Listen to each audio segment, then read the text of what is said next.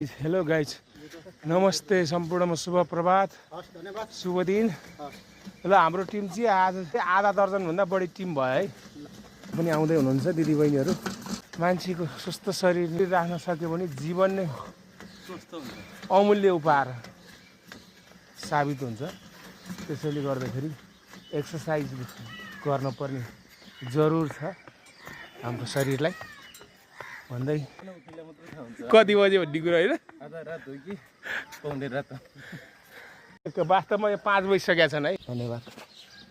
स्वस्थ रहनुहोस्, व्यस्त रहनुहोस्, मस्त रहनुहोस्। हेलो गाइज, नमस्ते सम्पूर्णमा शुभ प्रभात, शुभ दिन।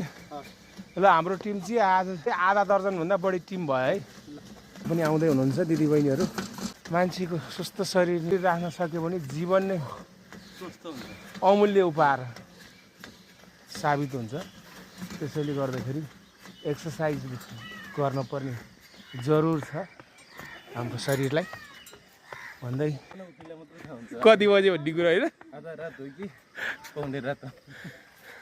वास्तवमा यो 5 बजिसकेका छन् है। धन्यवाद। स्वस्थ रहनुहोस्, व्यस्त रहनुहोस्, मस्त रहनुहोस्।